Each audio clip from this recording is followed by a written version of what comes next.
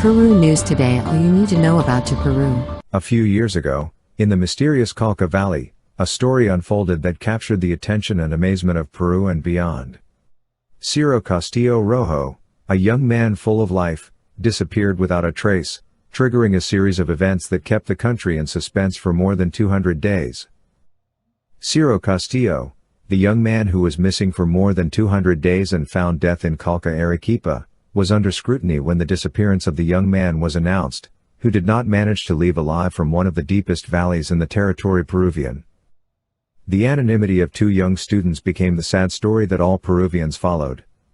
An abyss, absence of witnesses and a body submerged in the inaccessible Cauca Valley in Arequipa were the components that made up the odyssey that authorities, rescuers and relatives began to try to decipher, a disappearance that only added confusion to the process. On the last day of March 2011, university student Ciro Castillo Rojo Garcia Caballero was last seen alive, who on that date was 26 years old. He and his ex-partner, Rosario Ponce Lopez, 24, began a walk through the aforementioned Arequipa tourist destination. By April 4, several days after starting the route, the students were declared missing. With the announcement of not knowing the whereabouts of both, a first search for aspiring engineers began. A rescue brigade, made up of 14 specialists, was called to follow in their footsteps, maintaining the hope that they were still alive. Some residents who joined as volunteers maintained that it was likely that they had found refuge in one of the caves in the valley, so that they would not become food for the pumas that inhabit that area. After learning about the conditions of the natural setting, the specialists were clear that it would not be an easy task, taking into account that the place is difficult to access and that it turns out to be a complex route even for those who have experience in trekking. This is how the scout dogs got involved. Rosario Ponce, the survivor. Almost 2 weeks after her loss was reported, Rosario Ponce, a student at the Agrarian University of La Molina, was found in one of the ravines near the snowy Bomboya. Her condition was deplorable, showing signs of malnutrition, bruises and damage to her visual system. For her improvement, she was transferred from Arequipa to Lima, and was admitted to a private clinic. Until that moment, she did not provide any type of contribution to find Ciro Castillo. Ciro's family involved in the search. The student's father, who had the same name as his son, arrived at the segmented area, remaining in Chivay, attentive to all the reports given by the search patrols, which became 6, with the only desire that they give the information. News of its discovery. Following a request from the absentee's mother, Rosario Garcia Caballero, the president at the time, Alan Garcia, issued an order for the army to provide constant support.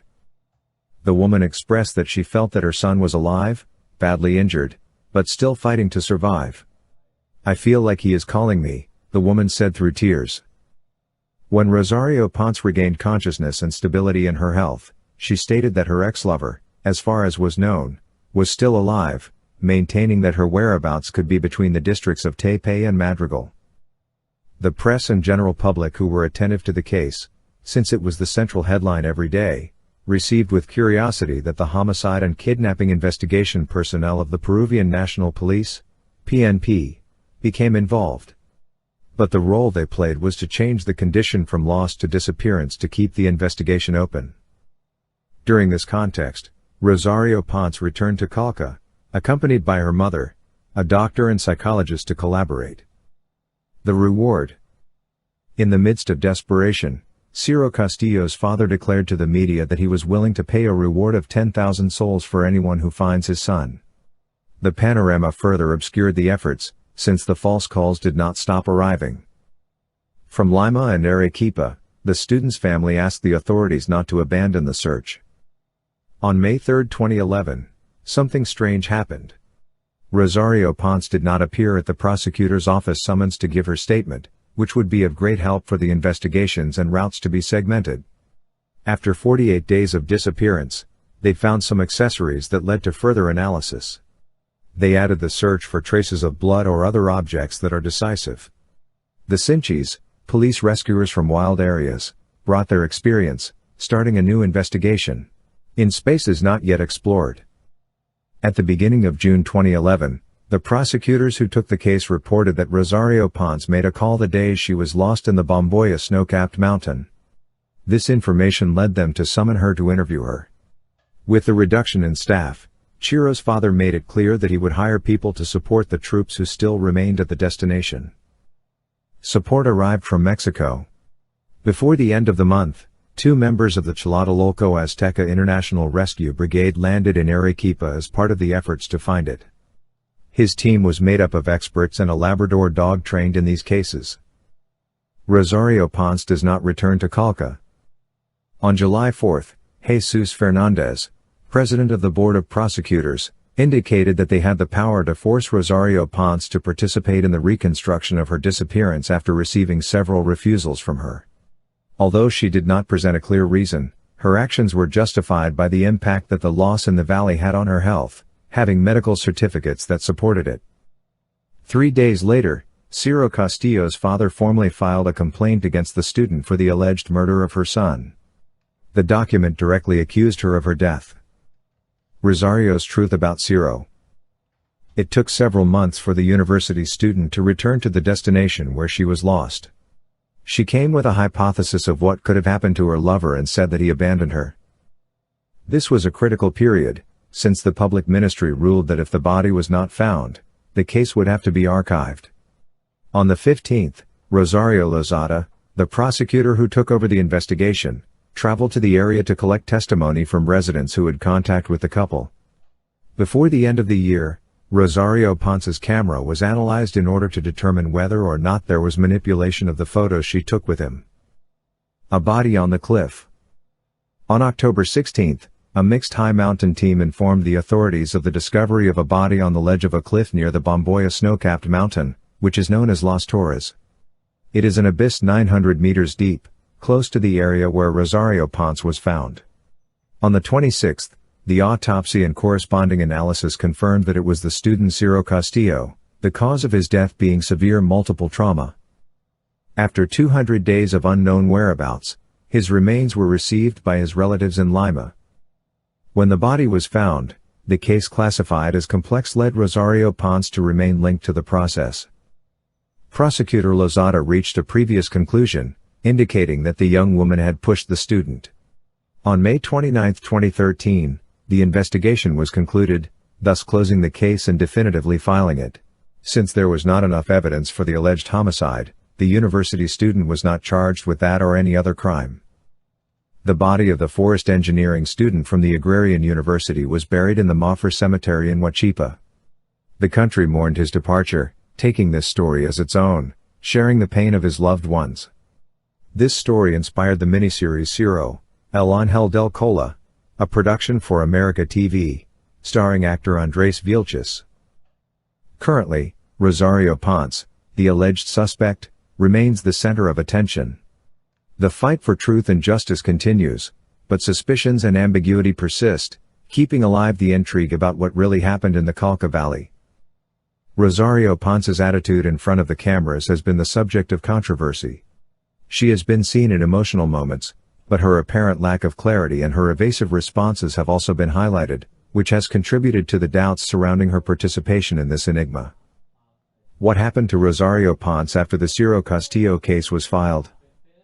In September 2013, The Second Appeals Chamber of the Superior Court of Justice of Arequipa definitively filed the homicide complaint filed by the family of Ciro Castillo against Rosario Ponce.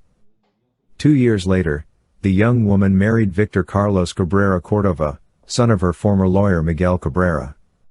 Through a Facebook post on September 12, 2015, the latter shared photographs of what was a private ceremony.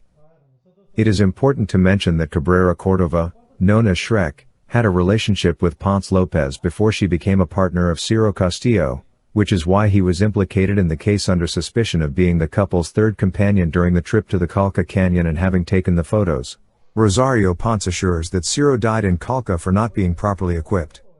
In 2012, Rosario Ponce stated that her ex-partner Ciro Castillo died in the Calca Valley because she slipped and because she did not have the necessary equipment to practice mountaineering. Ciro dies because he slipped. He made the decision not to go to a mountain equipped as he should be. I want to clarify that there is no third person here, the young woman declared for ATV at that time. She even indicated that there was an alleged hunt against her family by Dr. Ciro Castillo Rojo Salas, father of her ex-boyfriend. Rosario Ponce's attitude in front of the cameras has been the subject of controversy. She has been seen in emotional moments, but her apparent lack of clarity and her evasive responses have also been highlighted, which has contributed to the doubts surrounding her participation in this enigma. Thus she concludes the story of Ciro Castillo, a story full of mysteries and shadows, where the answers are as elusive as the Calca Mountains, and where the truth still waits to be completely. Van der Sloot case. Joran van der Sloot. The story of the Van der Sloot case is a shocking story that covers different places and key moments in the life of Dutchman Joran van der Sloot, an international murderer who has been a source of inspiration for films. His arrival in Peru in 2010 marked the end of his lethal career. Who was Joran van der Sloot? Joran Andreas Petrus van der Sloot, better known as Joran van der Sloot, born in Arnhem, Netherlands. When he was still a child, his parents decided to move to Aruba, where they practiced law and taught. He and his brothers belonged to one of the best schools and he managed to excel in different sports disciplines. At the age of 16 he decided to rebel against his father and start his first love relationship. Given his decision, his parents decided to give him a guest room and he began to have the freedom he imagined. In addition, he got to know the fun nights on the paradisiacal island, specifically in the casinos. Joran van der Sloot arrived in Lima with a few dollars in his pocket and stayed in a hotel in Miraflores, although he could not afford it. His hope was pinned on a poker tournament at the Atlantic City Casino. It was in that place where he met Stephanie Flores Ramirez, with whom he shared an instant chemistry. The conversation took them both to the Dutchman's room, where they played poker on the internet. Stephanie's curiosity led her to investigate her new friend, discovering her connection to the disappearance of Natalie Holloway in the United States. This triggered a struggle between the two, and Joran knocked her out and asphyxiated her for more than a minute. He took the victim's $5,000 to flee the country across the border with Chile. The disappearance of the Peruvian woman worried her relatives, who decided to look for her. After a few days, the young woman's lifeless body was found under strange circumstances in a hotel room. Thanks to security cameras, the authorities were able to find the murderer. The criminal's escape began at that moment and was captured by agents from the south. During his legal proceedings in Peru, van der Sloot refused to testify, citing the lack of a translator. The Collegiate B of the Third Criminal Chamber for Prisoners of the Superior Court of Justice in Lima determined to sentence him to 28 years in prison, in addition to paying 200,000 soles in civil reparation to the relatives of the university student. He would also be expelled from the country.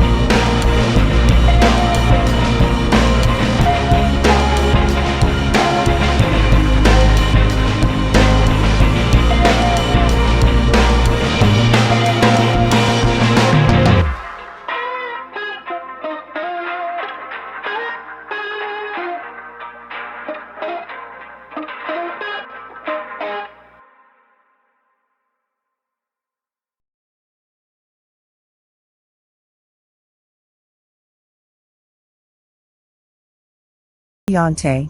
Era momento de abordar el avión, pero la joven nunca apareció. Se dirigieron a su habitación y sus maletas estaban intactas. Acudieron a las cámaras de seguridad del casino y pudieron ver que Natalie Holloway salió del lugar en compañía del holandés y dos hombres más. Al preguntar por su paradero, él mencionó que no la conocía, pero después contó que la había llevado al hotel, lo cual no pasó. Así dio inicio a su mentira.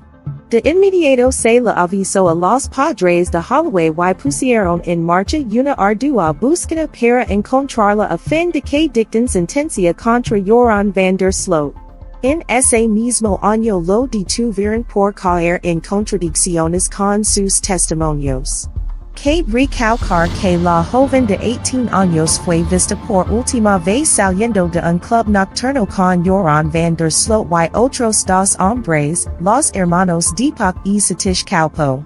Los tres fueron detenidos en 2005, pero quedaron en libertad por falta de pruebas. Pero con la condición de colaborar con la justicia. Al poco tiempo, el feminicida empezó a extorsionar a la familia de la víctima para pedir dinero a cambio de revelar donde se encontraba el cuerpo de la joven. Luego de obtener lo solicitado, el asesino envió un correo diciendo que todo era mentira, mientras tanto huía de la isla Peru. Hasta la actualidad, no se ha encontrado el cuerpo de Holloway. En 2012, un juez de Alabama firmó una orden declarándola legalmente muerta.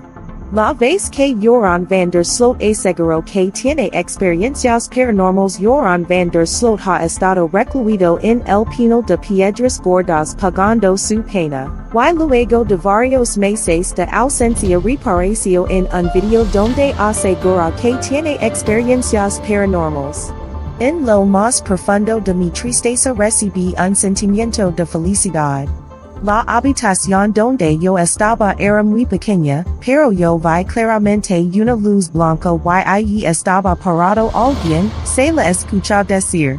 El asesino de Stephanie Flores se dejó ver después de 4 años vistiendo una camiseta del Club Universitario de Deportes que le regalaron sus compañeros de celda Jose Roque Alejos Cholo Payet y David Sánchez Manrique Pancorvo Loco David. Van der Sloot busca eludir a justicia de EU casándose con joven peruana. El holandés Joran van der Sloot, sentenciado a 28 años de cárcel por asesinar en Lima a la estudiante de economía Stephanie Flores Ramírez, buscaría eludir una eventual expulsión a Estados Unidos casándose con una joven peruana a quien conoció en prisión. Juristas consultados por la República explicaron que la boda permitiría al confeso homicida librarse del proceso que una corte federal estadounidense le reserva por fraude telefónico y extorsión, delitos penados hasta con cadena perpetua en ese país. La novia de Van der Sloot, Lady Carol Figueroa Uceda, 22, ya ha tramitado la realización del matrimonio civil en la municipalidad de Ancón, consignando como escenario de la ceremonia la cárcel de máxima seguridad Piedras Gordas. Funcionarios de dicha comunal confirmaron que los contranis han cumplido con todos los requisitos que se exige a las parejas comunes. Sin embargo, aclararon que por ser el holandés un convicto por homicidio, falta que el Instituto Nacional Penitenciario, INPE, lo someta a una evaluación psiquiátrica a fin de establecer si representa o no un peligro para la futura esposa. El penalista Ricardo Eusebio de la Fuente no descartó que la boda de Van der Sloot constituye una maniobra legal. Cuando un extranjero se casa con una peruana, adquiere automáticamente la nacionalidad de la cónyuge. Si se de la boda, las autoridades no podrán expulsarlo de nuestro país por tratarse de un connacional, enfatizo. The couple was also the focus of controversy due to accusations of alleged money laundering through online casinos and complicity with third parties. This is how justice was done for the unjust death of these young girls and thus protect society by keeping this dangerous individual out of circulation. In addition, it seeks to provide justice to the victims and their families, offering official recognition of the crime. The sentence also has a deterrent component to prevent future criminal acts and contributes to the restoration of order and confidence in the justice system. Abensia Mesa, between fame and the crime scandal. On June 25, 2009, the vernacular singer was found dead in her Surco apartment, hanged and stabbed. Days before, she had accused Abensia Mesa if something happened to her. For this case, the Queen of Paranditas is serving a 30-year prison sentence. June 25, 2009 was an unusual day for newspaper editorial offices in Lima. Early in the morning, actress Farrah Fawcett, from the legendary series Charlie's Angels, had died.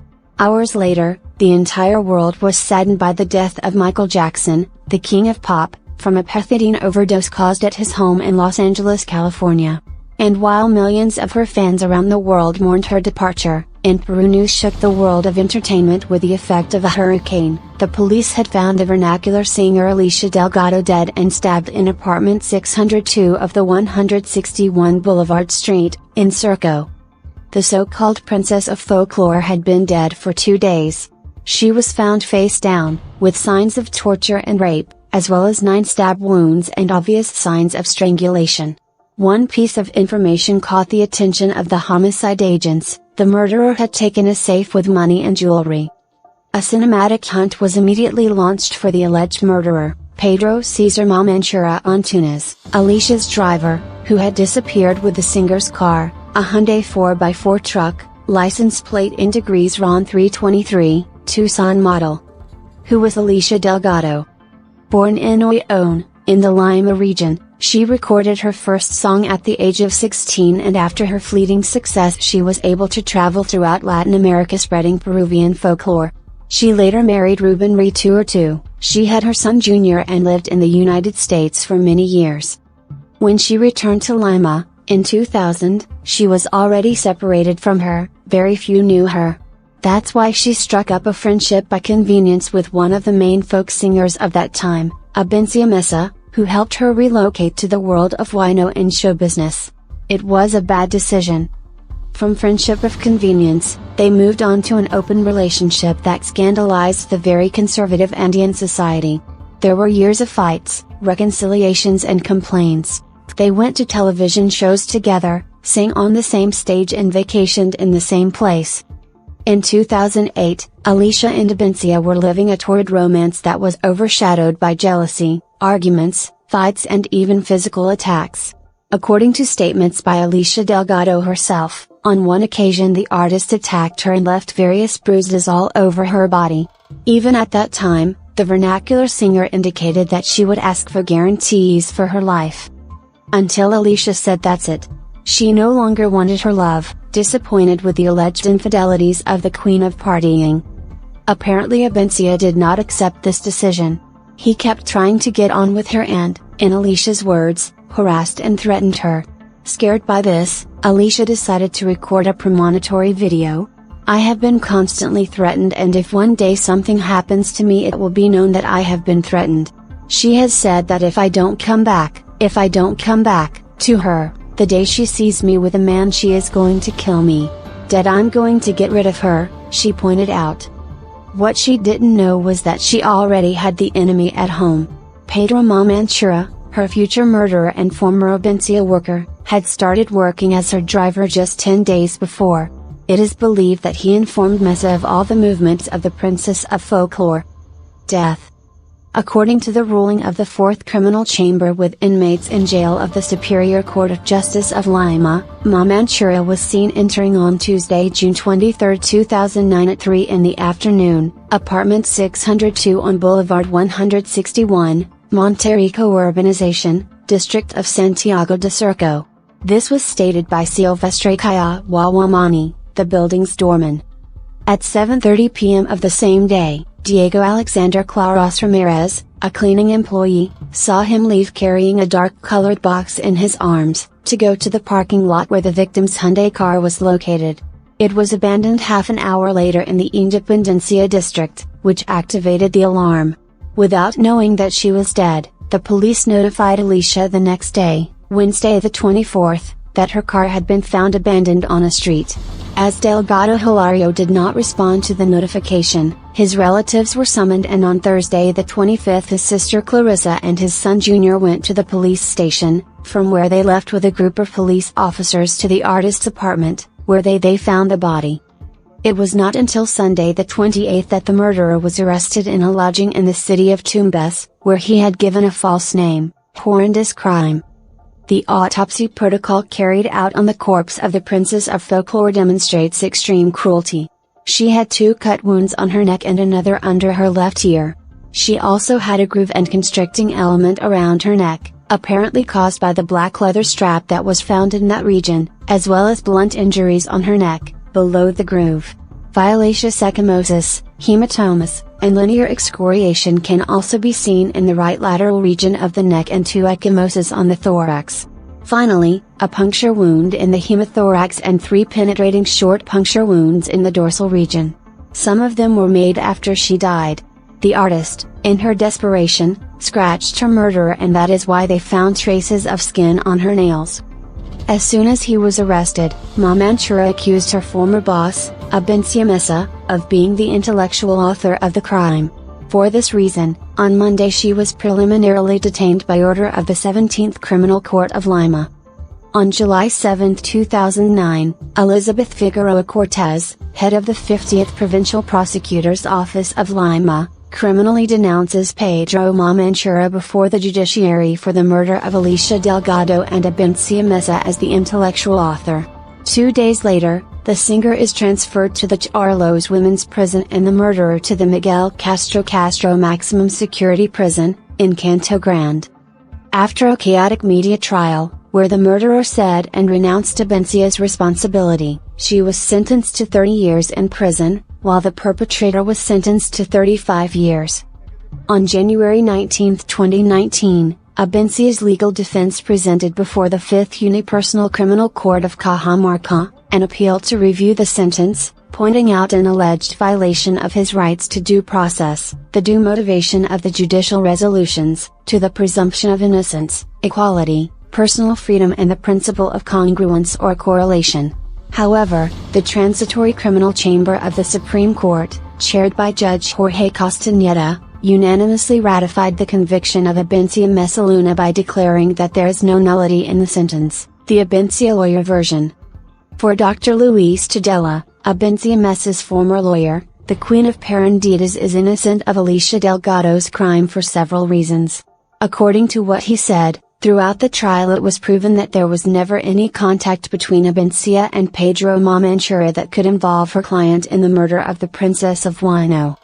Likewise, he pointed out an irregularity in the tax accusation. The representative of the public ministry could not support his first hypothesis, that of indirect authorship, or intellectual authorship, due to the lack of evidence, and finally had to reclassify the crime, accusing Mesa only of instigating. Despite this, he was sentenced to 30 years in prison. Regarding the famous video in which Alicia points out that Abencia threatens her and holds her responsible if something happens to her, she relativized this evidence by pointing out that what Delgado was announcing was not a possibility of homicide, but rather that she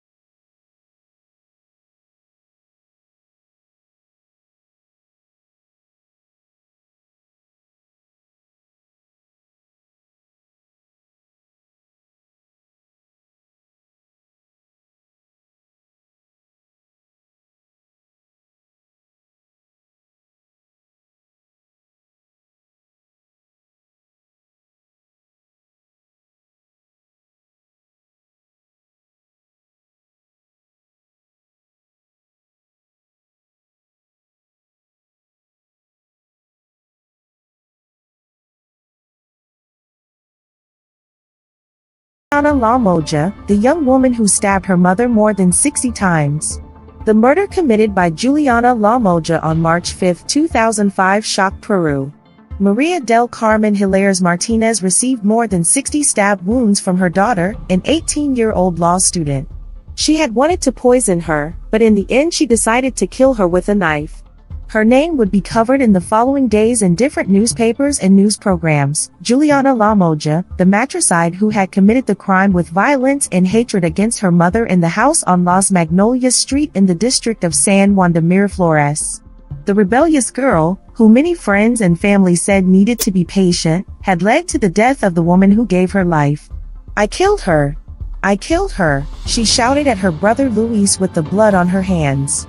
Her mother was lying on the floor without moving, while her father, Judge Luis La Moja, received the news in a bed in a hotel in Buenos Aires where he was following a refresher course. The relationship between Juliana and Maria del Carmen was bad, tense. They never got along well, recalled some acquaintances close to the family who had regretted not doing anything sooner, perhaps taking her to a psychologist or a psychiatrist, but the homicide was already accomplished. The young woman reported that her fights with her mother were constant and for any reason, her outings with her friends, her way of dressing or putting on makeup. "My mother was very explosive, everything seemed wrong to her. We always argued over something stupid. I don't remember what the reason was, but, on one occasion, she got upset. She went to my room and she broke all my things, my perfumes, my clothes," she said between sobs. "The last argument started over a mirror," Juliana said. "I was pretty, flirtatious as I am, trying on a new dress in the living room, for which she had taken out the bathroom mirror," said the young woman. "Then my mom arrived and she started yelling at me for taking the mirror out of the bathroom. I left her talking and went to the kitchen, but she continued yelling at me and insulting me that she was a bad daughter.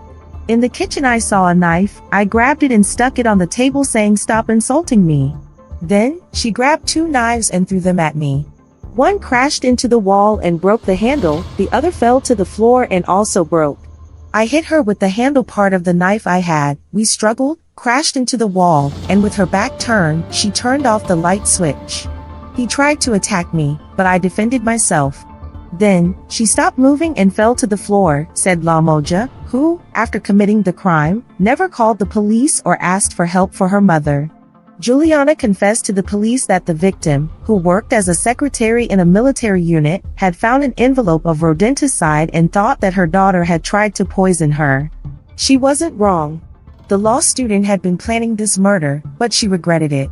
After this, the young woman dragged the body of her parent to hide it in the bathroom and, in this way, erased the evidence of her crime. According to Luis La Moja Hilaires, the matricide's brother, he arrived at the house at approximately 11 p.m. and he could not enter through the front door because it was locked.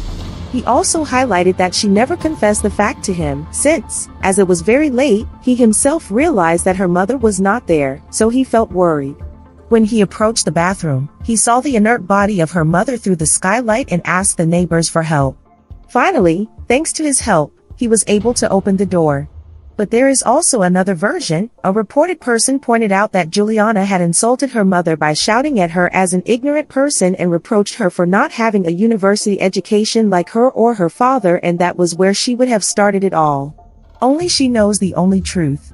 With the criminal courtroom full of photographers, journalists and the family of Juliana La Moja, the trial began against this young woman who had once won a dance contest on television and who was now in front of a judge to determine her sentence for murdering his mother. The matricide defended herself by indicating that she considered her parent to be good, but usually when she was angry, she would go against her. "He told me a prostitute, you don't have a lover, I have your father," she said. Juliana did not stop crying during the trial. She said that her mother tried to attack her first, that the light had gone out when she had tried to disarm her, and that she had responded to her alleged attack. The young woman, who some time ago had won a dance contest on television and was an outstanding student, had to be prosecuted for the murder of her mother. During the trial, she did not stop crying and she stated that her attacks against Maria del Carmen Hilaires were in her own defense. "I'm not a monster. I don't have a sinister mind. At that moment I didn't feel like she was my mother, she was just a black spot that was rushing at me and I wanted to stop her from hurting me, she said. When she turned on the light she found the corpse of her mother. She didn't move, he had killed her. She took a bath because she felt disgusting, but she never asked anyone for help.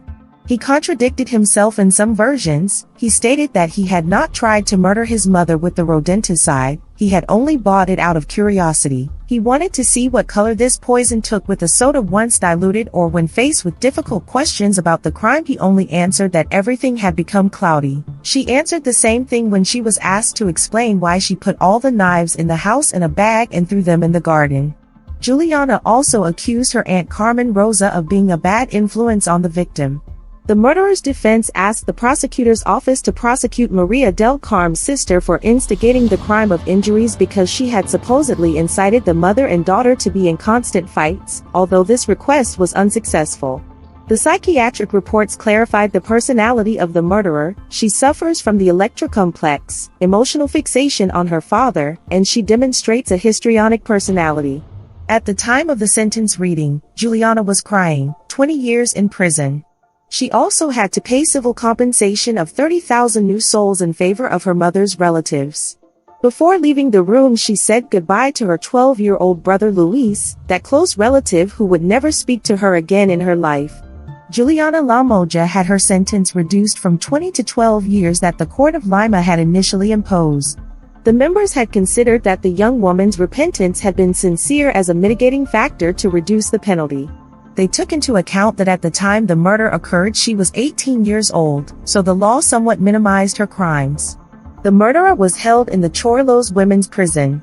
In 2009, after serving 4 years in prison, a third of the 12-year sentence, the woman was released with semi-freedom. No one came to pick her up and the release procedures were carried out by the director of the prison. This was restricted to some established rules of conduct, such as that he could not change his address without prior notice from the court, he had to continue with his psychological therapy, prove his work occupation every 3 months, appear in court every 30 days in order to justify his activities, labor and educational, and was prevented from leaving the country. However, in 2012 she did not comply with some of the aforementioned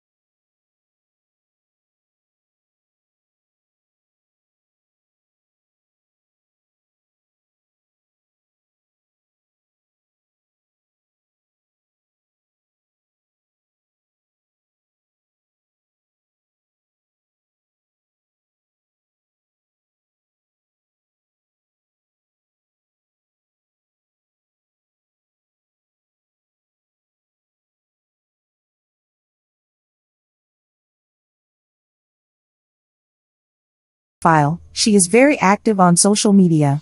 When all these terrible events occurred, Juliana was studying law, a career she finished after leaving prison.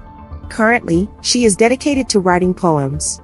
Leave us your comment and subscribe to continue growing, and follow us on our social networks, Facebook, YouTube, Instagram and TikTok. Peru News Today. Follow us on Facebook and Instagram.